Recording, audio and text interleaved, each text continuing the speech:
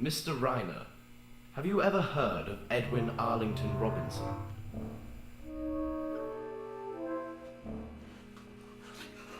Where am I? I ask the questions and you will answer them.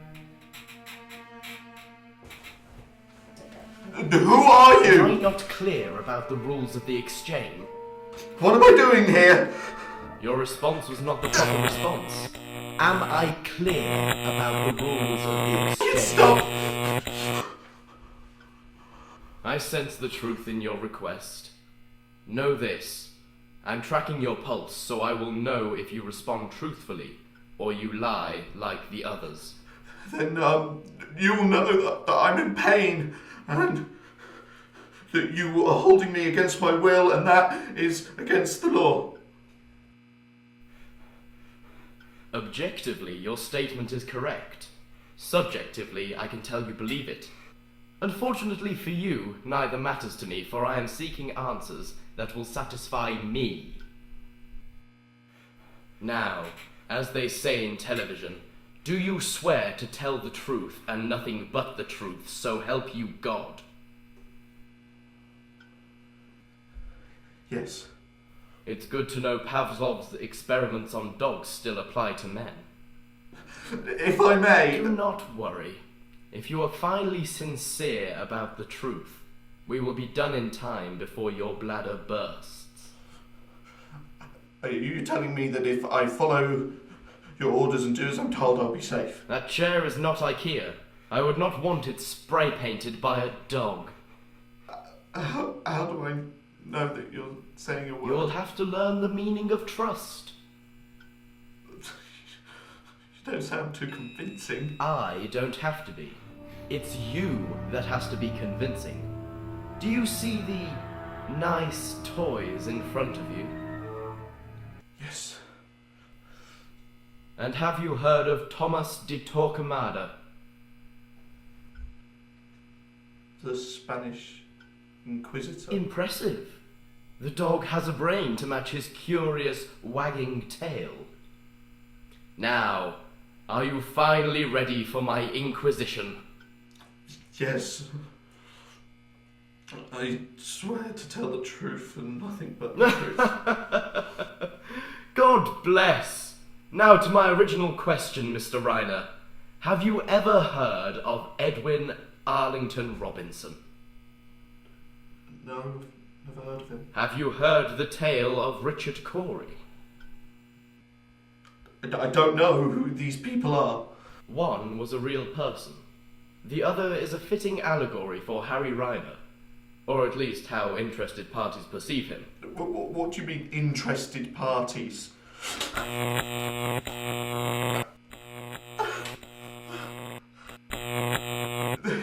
Yes, I know Harry Renner. Whenever Richard Cory went to town, we people on the pavement looked at him. He was a gentleman from soul to crown, clean-favoured and imperially slim. Answer me this. Is Richard Cory anything like Harry Reiner? Yes. Please, enlighten me. How is Richard Cory a lot like Harry Reiner? Well, I wouldn't say slim. Indeed, you could shed a few pounds. But I would call myself a gentleman.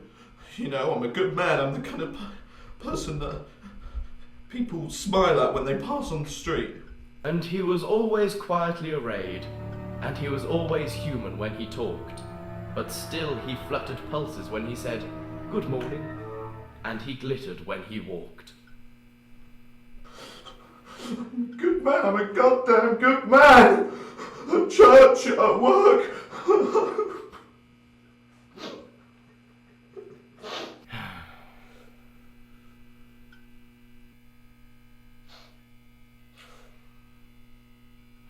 Why is your voice fluttering? Because I am tied to a goddamn wooden chair, being interrogated by God knows who, Tormadang with the voice of a Siri. And fuck you! Fuck you! Fuck you! Fuck you.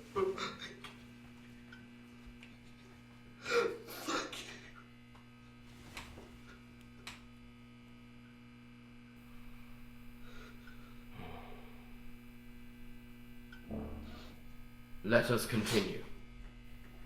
And he was rich, yes, richer than a king, and admirably schooled in every grace. In fine, we thought that he was everything to make us wish that we were in his place. If it's money you want, how much do you want? I have loads of it. Mr. Reiner, money can only buy you enough time to hide your lies, but the truth is inevitable.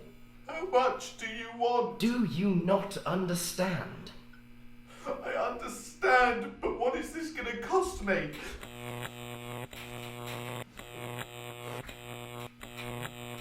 Please, I have a wife and kids. Ah, now the truth begins to rise like a phoenix from its ashes. May I continue, Mr. Reiner? Just end it. As you wish. So on we worked, and waited for the light, and went without the meat and cursed the bread. And Richard Cory, on one calm summer night, went home and put a bullet through his head. Now answer me this. Why would a lovable partner of a firm, /YMCA coach, /supposed gentleman, /loving husband with kids, put a bullet through his head? What do you want from me? I don't know why he put a bullet through his head, to be honest. I don't know. I really don't know.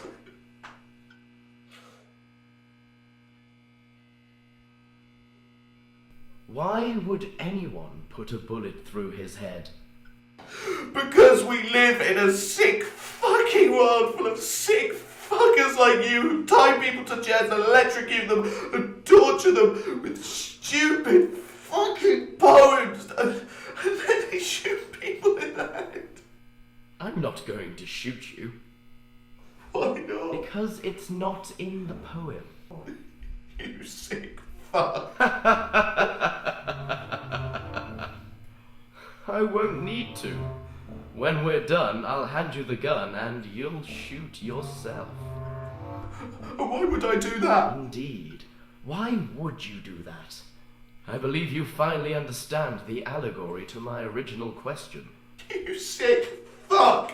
I would never shoot myself in the head. I live in a goddamn life in a goddamn world.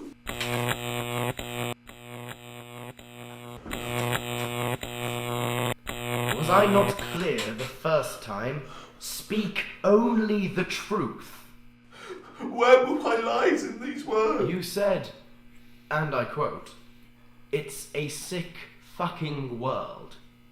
Now you just said it's a good world. These two contradicting statements hide an obvious lie. You live in a sick fucking world. I live in a perfectly good one. Again, we are back to objective versus subjective. By your logic, the perception of the world boils down to the perception of the individual. Am I correct in my assessment? Yes. Good. Then we are clear on this issue. Now, let's get back to Richard Cory. What would be your best guess as to the subjective motives by which he would commit suicide? He was living a lie. Bravo, Mr. Reiner, bravo. Now we have arrived at the inevitable truth. Do you live a lie, Mr. Reiner? I don't know what you mean. Stop it, please! What do you want me to say? Yes or no question. Whatever your choice, you only have to convince me. Yes, I live a lie. Now stop this, please. What lies do you live with? Lies? Yes, lies. As in plural. As in, how many lies do you live with? No. Let me rephrase the question for you. How many lies could you live with? What does it matter to you? Because interested parties would like to know. Carrie is right here listening intently. Harry! Carrie! Just tell him what he wants to know. Please! Carrie! Now, dear. Allow Mr. Reiner to answer the question. What has she got to do with any of this? She's one of the interested parties. 1. How many lies could you live with? How many lies could you live with? Cheated on my wife. I've been living a life of infidelity for 3 years now. No, please just let her go. Why? It's finally starting to get interesting. Listen, you son of a... You didn't answer the question. Why? Why what? Why should I let her go? Because she has nothing to do with this. She shouldn't be here. She's a victim. She's not my wife. Bravo, Mr. Reiner, bravo. Now, do tell me why you have such compassion for Carrie. Because she shouldn't be a victim. Like your wife? Like me. Compassion is a trait of love. Can I assume you love Carrie? Compassion is not a trait of love, it is a trait of humanity, and I'm asking you, please, just let her go. She has nothing to do. I cannot show compassion to people who do not understand the basic precepts of what it is to be human. I'm sure you're a fucking expert in what it means to be human. To be humane is to understand sympathy.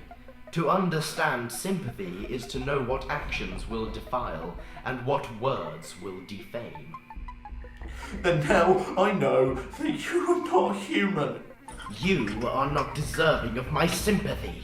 You have defiled the sanctity of marriage. You have defamed the family name of Reiner. You are a scourge to humanity, Mr. Reiner. Do you know what love is? I know what it's not. Then we are back to the question that I'm sure Carrie is quite interested in. Do you love Carrie? No, I do not. Do you love your wife? Yes. Do you love your wife? My family, please, nothing to do with this. Please leave them alone. Then you are not human. Tell your wife you don't love her. Sally! Tell your wife you don't love her. Let my wife go. Are you sure she's the one you want me to let go? What do you mean? You know what they say. 2 out of 3 ain't bad. That's a .666 batting average. You fucking Satan! Even Ty Cobb couldn't hit that. Let them both go. Then I'll have to kill you. Why are you doing this? Who are you? I'm one of the interested parties who you've screwed over. I'm one of the people who can see through all that bullshit you call a life. Who are you? Do you remember Bob Crystal? Bob. Yes. Do you remember him? Listen, Bob. Answer the question! Yes, I remember him. Why did he leave your firm? Sorry, Bob, I screwed you over. I was the one who took the memo from your desk. It wasn't the janitor who tidied up. It was me. I'm sorry. And sorry. he quit the firm. I got you fired. I made sure your presentation sucked. I'm sorry, Bob. Now please just stop this. Ah! Please, Mr. Reiner. I can sense bullshit. And sorries are for people who understand compassion. Are you human? Are you human? No! I'm not human. I've been cheating on my wife for the past 3 years. I fucked you over to get the job. Carrie's not the only girl that I've been seeing. There was this 15-year-old I got pregnant. And then I paid someone to shut her up. Shut her up? No one's going to be hearing from her because she's dead. I'm sorry. Please, Bob, please.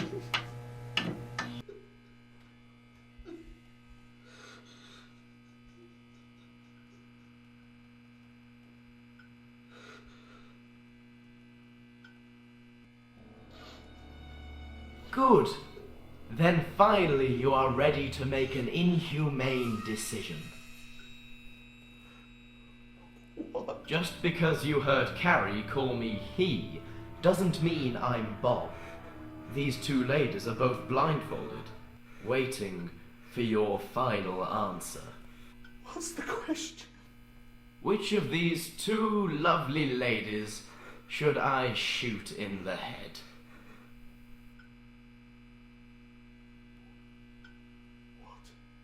I ask, which of these two ladies should I spare from this sick, unforgiving world? We have lovely Carrie, the victim of a lying husband. I wonder Carrie! if she even knew you were married. You already admitted you live an Carrie! untruthful life. Harry! We have Mrs. Reiner, mother of 2 and the wife of 1, inhumane, lying sack of shit who'll fuck anything and anybody to get to the top. A wife to a man who abides by the term any subjective end justifies any immoral means. Who is undeserving of compassion? Who do you choose, Mr. Reiner? Mr. Reiner? Mr. Reiner!